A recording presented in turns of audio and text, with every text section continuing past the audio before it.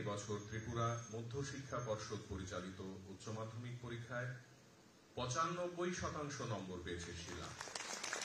শিলার গল্পটা অন্য আর 5 জনের মতো নয়। আমি বলেছি আপনাদের 1 মাস বয়সে তার বাবা শিবু সরকার তিনি প্রয়াত হয়েছিলেন। এরপর থেকে শুরু হয় এক অসীম লড়াই।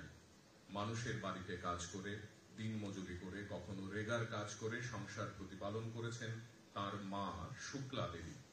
প্রবল আর্থিক অনটন তাকে নিয়মিতভাবে ঘিরে থেকেছে।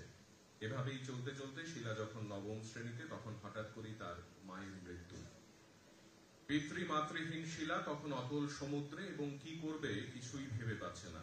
এরকম সময় তার জেঠুমণি শিলাকে বুকে টেনে নেয়।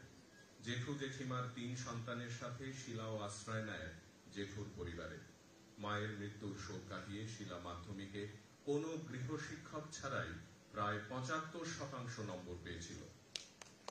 আমাদের আজকের এই অনুষ্ঠানে আপনারা যে শিলাকে দেখছেন, সে আগামী দিনে বড় হয়ে অধ্যাপনা করতে চায়। তার শখ ছিল বিজ্ঞান নিয়ে পড়াশোনা করার, কিন্তু সেটা হয়নি।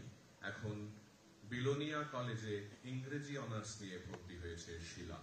আমাদের আজকের এই 35 জনের মেধা তালিকায় আমরা মনে করছি শিলা প্রথম। আমি বিনীতভাবে অনুরোধ করব আমাদের আজকের এই আয়োজনের প্রধান অতিথি উদ্বোধক, রাজ্যের সর্বজন শ্রদ্ধেয় মাননীয় মুখ্যমন্ত্রী মহাশয়, আপনি শিলাকে আশীর্বাদ করবেন।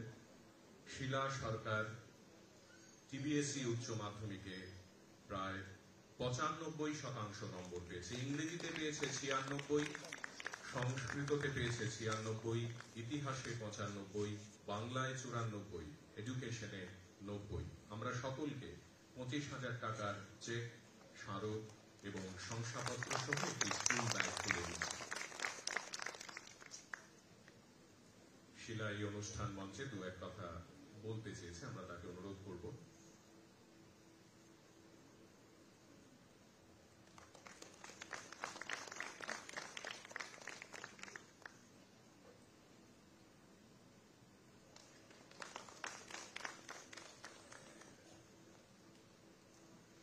তুমি কিছু বলবে? নমস্কার। উপস্থিত প্রধান অতিথি, সম্মানীয় মুখ্যমন্ত্রী মহোদয় এবং অন্যান্য বিশেষ সম্মানীয় অতিথিবৃন্দ এবং আমার প্রিয় শিক্ষক শিক্ষিকাবৃন্দ ও ভূপেন্দ্রচন্দ্র ভৌমিক মেরিট মিন্স অ্যাওয়ার্ডসের সমস্ত সদস্যদের আমার প্রণাম জানাই এবং আমার প্রিয় অভিভাবকদেরও আমি আমার প্রণাম জানাই। ছোট ভাই বোনদের জানাই প্রীতি ও শুভেচ্ছা। আমার নাম শিলা সরকার। ছোটবেলায় মাকে না প্রথমে বাবাকেই হারিয়েছি। তারপর মাকে হারানোর পর জেঠু জেঠিমণির আশ্রয়ে ছিলাম।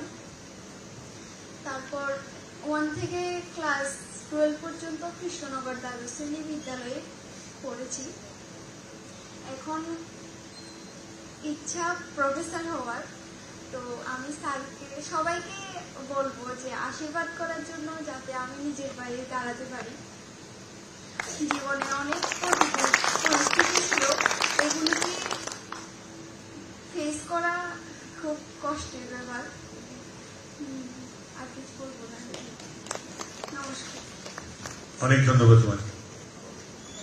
এরপরে আমি মঞ্চে অনুরোধ করব সাজিদ আহমেদকে। সাজিদ মঞ্চে চলে আসবে তাড়াতাড়ি। তারপরে তৈরি থাকার জন্য অনুরোধ করব জয়জিৎ দাস মঞ্চের সামনে এসে। জয়জিৎ, তুমিও প্রস্তুত থেকো।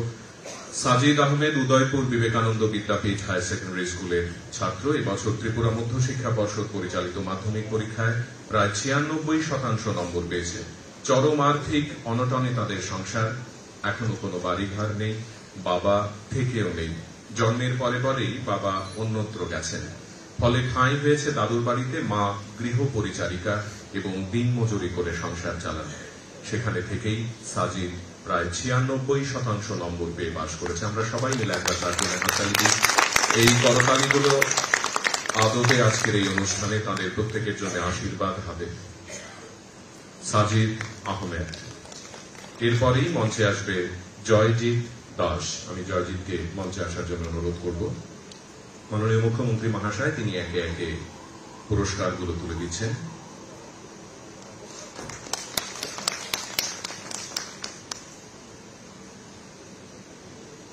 জয়জিৎ দাস উদয়পুর জওহর নবোদয় বিদ্যালয়ের ছাত্র। এবছর কেন্দ্রীয় মধ্যশিক্ষা পর্ষদ পরিচালিত উচ্চ মাধ্যমিক পরীক্ষায় 96% নম্বর পেয়েছে। বিপিএল পরিবারের জয়দীপ যখন অষ্টম শ্রেণীতে, তখনই তাঁর দিনমজুর বাবার মৃত্যু হয়। দাদু, ঠাকুরমা, 4 জনের সংসার মা কাঁধে তুলে নিয়েছেন। মা গৃহপরিচারিকা এবং দিনমজুরি করেই এখনো সংসার প্রতিপালন করেন। জয়জিতের পড়াশোনার খরচ চালানোই তাঁর পক্ষে কষ্টের। কিন্তু এরকম একটি অবস্থার মধ্যে থেকেও 96% নম্বর পেয়ে এবারে কেন্দ্রীয় মধ্যশিক্ষা পর্ষদ পরিচালিত উচ্চ মাধ্যমিক পরীক্ষায় উত্তীর্ণ হয়েছে জয়জিৎ। আপনারা সবাই মিলে যদি তার জন্য হাততালি দেন। জয়জিৎ দাস। এরপরে দেবশ্রী ঘোষ চলে আসবে মঞ্চে। আমি প্রস্তুত থাকার জন্য অনুরোধ করব রোমিও রাংখলকে। দেবশ্রী ঘোষ মঞ্চে চলে আসবে।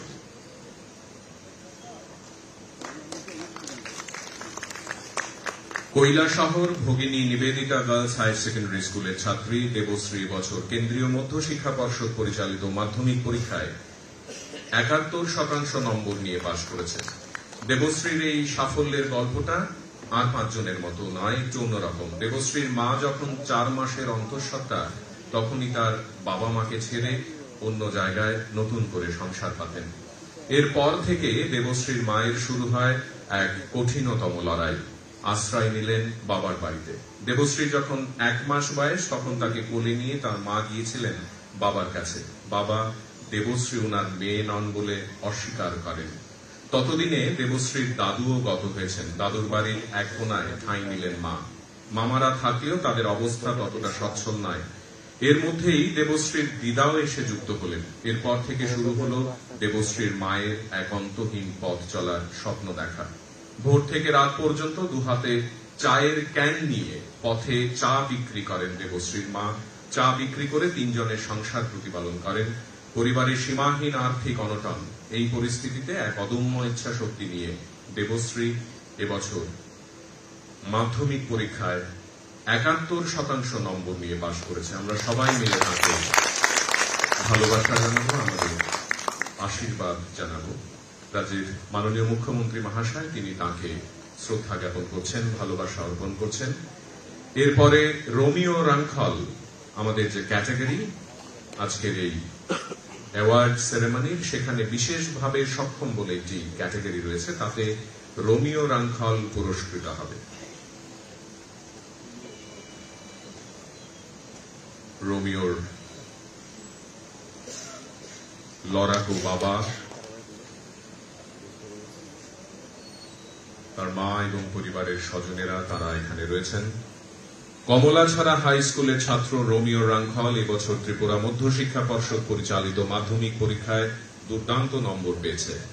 রোমিওর একাধিক শারীরিক প্রতিবন্ধকতা, হাতে লিখতে পারে না ভালো করে, পা দিয়ে লিখে এবছর মাধ্যমিক পাশ করেছে। কোন শারীরিক প্রতিবন্ধকতায় তার অদম্য ইচ্ছাকে দমিয়ে রাখতে পারেনি। অন্যের সাহায্য ছাড়া চলতে পারে না সে। বাড়ি আমবাসার ডুলুবাড়ি কমলাছড়া বেতবাগান অঞ্চলে, বাবা অটো চালক। আমরা সবাই মিলে আরেকবার তার জন্য হাততালি দিই। রোমিও রাংখল আমাদের আজকের এই অনুষ্ঠান মঞ্চের আরেক নায়ক। একে একে শিলা, সাজিদ, জয়জিৎ, দেবশ্রী তাদেরকে ভালোবাসা অর্পণ করার পর এবার রাজ্যের মাননীয় মুখ্যমন্ত্রী মহাশয় তিনি রোমিওকে আশীর্বাদ করছেন। 25,000 টাকার চেক, স্মারক ও শংসাপত্র এবং একটি স্কুল ব্যাগ।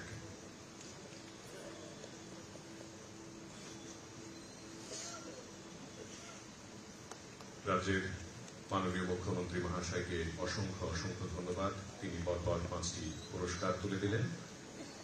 এরপরে আমি বিনম্রভাবে অনুরোধ করব স্বামী শুভকরানন্দজি মহারাজকে, তিনি পুরস্কার তুলে দেবেন। জয়দীপ রুদ্রপাল, জয়দীপ